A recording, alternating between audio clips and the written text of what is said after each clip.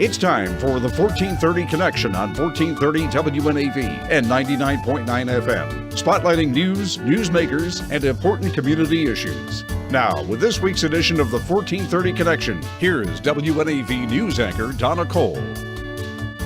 Welcome to the 1430 Connection. I'm Donna Cole. In the studio with me today is Jenny Carrieri. She's of Easton, originally of Annapolis, and she's the identical twin sister of Jody LeCornu. Welcome today, Jenny. Thanks for joining me today. Thank you. Tell me about Jody. Identical twin. Yes. Jody and I were born 2 minutes apart, and just a very kind, sweet, giving, just beautiful person. And everybody around her seemed to say that as well. Yes. So Jody, on the morning of March 2nd, 1996, she was 23 years old at the time, was shot in the back. She was seated in her car in the Drumcastle Shopping Center in the 6300 block of York Road. Again, that's in Towson. After being shot, she drove across York Road to another shopping center parking lot where she died. 20 years, and I'm so very sorry for your loss. 21, yeah. 21. It'll be 20. Yeah. It'll be 21 in March 2nd. Yes. It's hard to believe it's been that long. It's hard to believe it's been that many years. It feels like it was just yesterday. You know, Where it just were you brings when me you back. got the news? I was actually living in California. You and your sister both had some history early on in high school. And you were, by the way, you went to St. Mary's here in Annapolis. Yes. You had some history early on of, high school stuff, but drugs, alcohol. You got out of that. Jody was still a drinker. That's correct. Maybe still using drugs, but there were none in her yes. system. Yes, correct. Did you fear for her? Twins have this innate ability to know what the other's thinking. Mm-hmm. You kind of know what the other is going through. Yes, no? I was worried about her. Of course, we talked on the phone every day, even though we had very high phone bills. And I was worried. I was not aware from the times visiting her and talking with her and do not believe that she was doing drugs. I know that the drinking was a problem. Yes, I was very worried. She struggled with that. She struggled with drinking. And this happened very early in the morning. Again, that was March 2nd, 1996. It was about a little after 3 in the morning. Yes. Between 3 and 4 in the morning. It was an empty parking lot. She was where before she ended up in this parking lot? She had spent the evening in the Mount Washington Tavern. And she was a frequent visitor to this? Yes, okay. Yes. That was one of her favorite places. While living in Towson, she attended Towson University? Yes. Okay. Was she a full-time student there? I think at that point she was just going part-time. I don't believe she was always working and doing both. So the night this happened, she also worked at a bank. Yes. So she was working at the bank during the day. Eastern Savings Bank. Before that happened, though, what happened at home? She and her boyfriend had gotten into a fight, and it's unclear. It was either that Thursday night or Friday morning, and I think maybe it continued from like Thursday night to Friday morning, and he told her not to come home. Friday morning when he was leaving for work, he told her not to come home. And your feeling is, or I'm not sure if you've ever verified this was because of her drinking? Yes, I believe that it was causing problems issues with the relationship. Yes. And did you ever meet him? Oh, yes. Nice guy? Yes. Do you Great stay guy. in touch now? We are in touch now. We had lost touch for a while, but yeah, he's a great guy. I mean, he was very good to her and destroyed over this as well in some ways? Absolutely. Yes.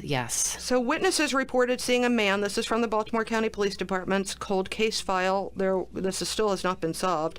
Witnesses reported seeing a man reach into Jody's car, remove an unknown item, then drive south on York Road in a white BMW. They described the man as black with a stocky build and wearing a camouflage jacket. They have video footage. They have witnesses. They have had a fingerprint left in the car. It's unknown if that belongs to the suspect, though, right? Correct. Yeah, I believe there's more. There's several fingerprints. Okay. I mean, I don't know if that makes a difference. I mean, there's fingerprints. Yeah, witnesses. I don't know if you said that. Witnesses. Yeah, there's several witnesses from what I gather. I had seen there was a witness that heard the gunshot, called police, and that's how the police ended up there. Correct. Worked at the Giant across the street. Okay, so there was witnesses. I believe there was.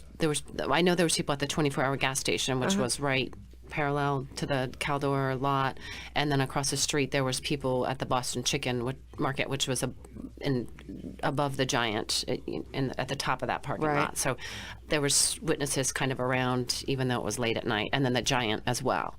And then there's apparently 4 videos that were from that night. The area businesses. Correct, yes. So 23-year-old girl gets kicked out of her house by the boyfriend, goes to work at a bank, goes to Mount Washington Tavern. She did have alcohol in her system, yes, no? Correct. No drugs, just alcohol. She goes to a convenience store? Yes. And she buys on what? Falls Road. I believe it was Falls Road. She bought a 6-pack of beer. She took an employee home. She was asked to take an employee home that didn't drive. He had some sort of handicap issues, and he worked in the bar. She was asked to take him home. I'm not sure who asked her to. And then stopped by and bought a 6-pack of beer. And then went and sat in the parking lot. But we don't know why she was in the parking lot. We don't know why she was sitting there with a beer. We don't know if she was meeting somebody. There's a lot of unknowns. Even today, almost 21 years later this March, there's a lot of unknowns. When we come back, let's talk about some of those unknowns and the knowns and the Baltimore County Police Department investigation. This is Donna Cole. We'll be right back on the 1430 Connection.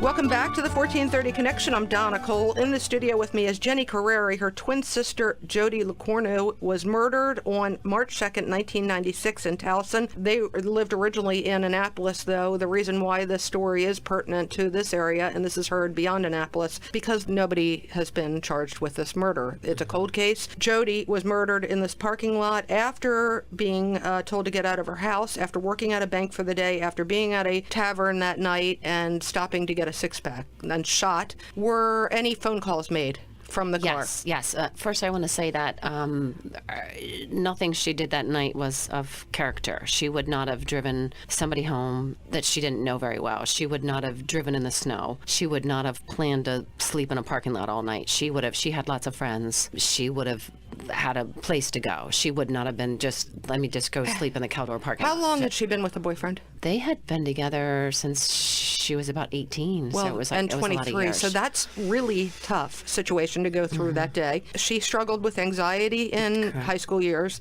and more so in her when she got older, more so then. Yes. So it's probably not abnormal that she was acting a little abnormal that day after going through a breakup with a boyfriend she was with.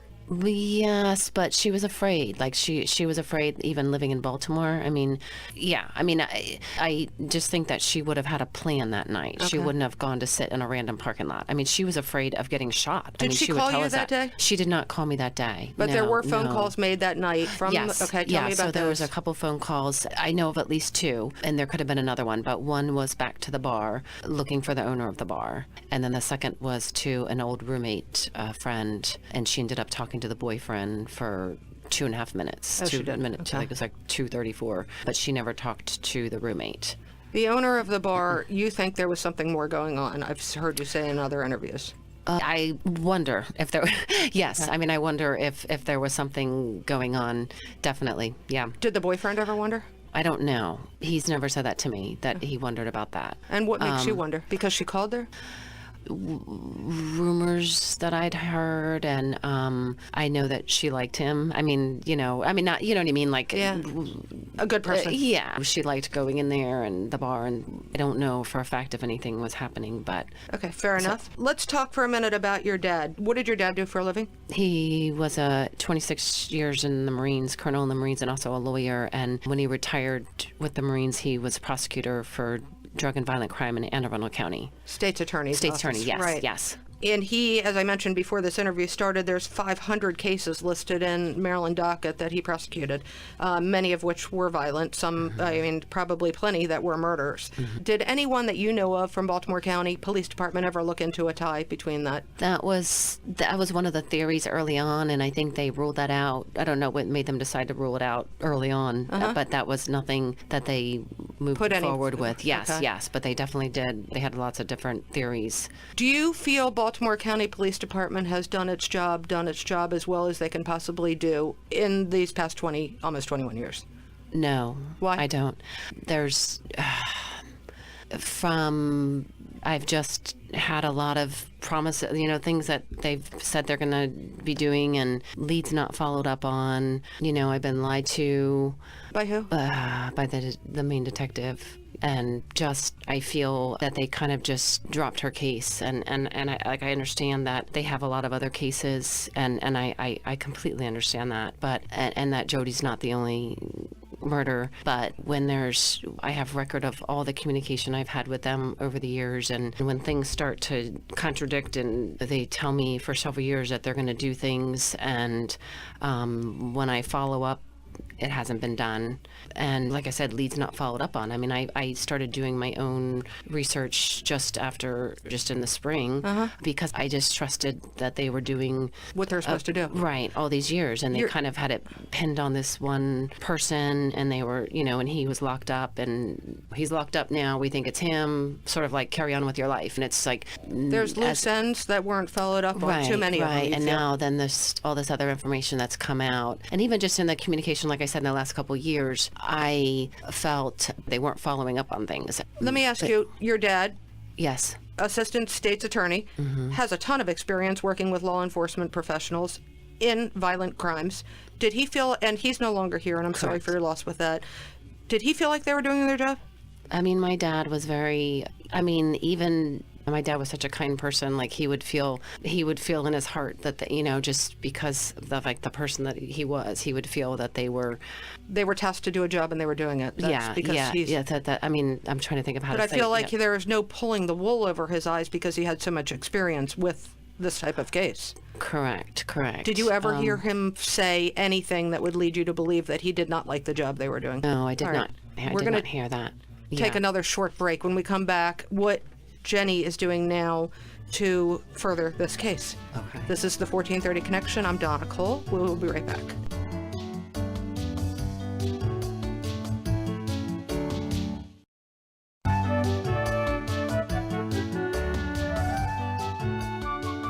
Welcome back to the 1430 Connection. I'm Donna Cole. In the studio with me today is Jenny Carrieri. Her identical twin sister, Jody LeCornu, was murdered on March 2nd, 1996 in Towson. They grew up in Annapolis. This case is unsolved. It's a cold case. Jenny didn't feel like she was getting answers 20 years later. Jenny felt like she was being lied to by the Baltimore County Police Department. She asked for the record, the case record, didn't get it, and you've done what? So thank you to David Collins, WBAL. He helped me. I didn't know that there was things that I could do with her case. I mean, I just thought trusting the police, and I didn't know that I could get involved, and that's when David had suggested that I could file for the MPI. Did you reach out to David? Or I would send out her reward poster, and I think that's how, to different news people and things like that. And so then he reached out, and I would do it on anniversaries and different things like that. Just trying to He keep made you aware that there's more the questions you should be asking. You should get the case record. You can file for the MPIA request. And so they denied the request.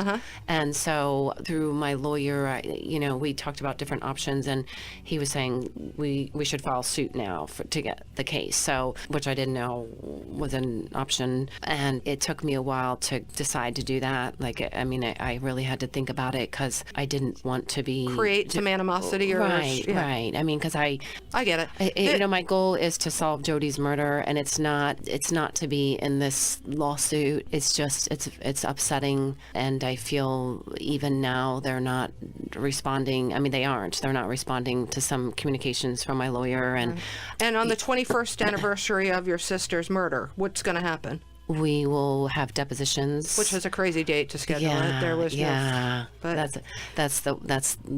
we'll have the depositions, and so what will happen is they will have to pick somebody. The police department will pick somebody to come. So we filed the lawsuit, and then they came back on the 30th day of the last hour that they had, and they said basically they're getting hung up in technicality issues. They said you can't sue the police department. We're not a legal entity. You have to sue the county. So my lawyer amended the suit, and so you're suing Baltimore County. So we're suing the police and the county, and he also sent a letter to Judge Cox asking if we could do the depositions in her courtroom. I think we're going to get there, and he feels that we're going to get there, and they're going to object to the questions. So we haven't heard back, and also a letter was sent to the Baltimore County Police Department, sort of a negotiation letter trying to talk to them. So this has all been a couple weeks ago, so we haven't heard back from anybody. also, now. within recent history, you got a letter from the commissioner of the Baltimore Police Department, Kevin Davis. Correct. Tell me yes. what that said, or paraphrase what that said. Just that he was, he had read the letter, I'd done an article in the Baltimore Sun, and he had read that letter, and he was reaching out to let me know that his department was standing by to assist in any way with Jody's case, and it really meant a lot to me. But that he did that. unfortunately, Baltimore County has to request it. It can't be you requesting it, right? His help? Yeah. Well, he reached out to them, and they said, I don't know the exact words, but no, thank you, we don't need your help. But meanwhile, Yesterday, I got a letter from TJ Smith, spokesperson for the Baltimore City Police Department. He wrote or a text. No, we aren't involved in the investigation, but recognizing one of her last known locations was in the city and the murder happened close to the city line, we will assist with any request the Baltimore County Police Department may have. That's normal protocol. With a violent crime like this, borders are and should be invisible. Baltimore City Police Department wants to help you, apparently. Yes. Not being let to do that. Right. So which Not is being asked interesting to to me, because it brings me back to the meeting when I was sitting there with the captain, the lieutenant, and the main detective and his boss, and they're telling me how overwhelmed they are with their cases, and they need money, time, this and that, and so why won't they Ask for some help from the help? Yeah, bigger agency, maybe with Correct. some more resources behind them. And we have the video too. I don't know the video that we talked about with when Major Bauer he had the major of the homicide department Kevin Davis reach out to me, and we were talking about the video, and he was saying, have they sent it out to Quantico? The one video where they say it was in the Caldor lot. I think it was from the bank. And Quantico is the FBI lab. I believe so. Okay. But they have the video. There's 4 videos, but the one they say that would help Can be enhanced, right? Well, they're saying they can enhance it, but they haven't sent it out, and I don't know why they're not sending it out. I'm sure there's. Would you like bigger Baltimore City to get involved? Absolutely, yeah. I mean, definitely. Do you have a private investigator involved? I'm talking to a few. Yes. Have you ever contacted a government representative since all of this started, to see if they can push, or would you ask a government representative to push? Apply some pressure on Baltimore County Police Department? I have written a letter to the governor once or twice, and handwritten, and a friend of a friend hand-delivered one. Our current to his governor, office. Governor Hogan? Correct. And interestingly enough, I got a letter back from a division of the governor's office that was sort of part of the Baltimore County Police Department. It seemed like they're all one, I guess. I don't know. And it was like, just to reassure you, everything is. It was just a typed letter. Like a form letter, and it didn't make you feel very good. Right, and I got angry. Like, we just want to reassure you everything's being done on your sister's case, and I kind of wanted to call him up or write a letter back and tell him how I felt, but a lot of times I got to bite my tongue because I get a little. I get a little angry. Justifiably so. All right, so let's talk, as we're running out of time. There is more to the story online. You can check out the other stories that have been done. There's a podcast in recent history with many more details, so make sure to look for those. Metro Crime Stoppers, an organization that is separate from the Baltimore County Police Department and Baltimore County government, offers rewards for information in connection with felony offenses, including this one. Anonymous tips can be sent to Metro Crime Stoppers by phone, text message, or online. Phone is 866-7-LOCK-UP. Text MCS plus your message to crimes, which is 274-637. There's a reward. How much is the reward? $32,000. And you just want to see your sister's murderer brought to justice. Yes. Jenny, thank you for being here with me today. Thank you. This is Donna Cole. Appreciate This it. has been the 1430 Connection. We will see you next week.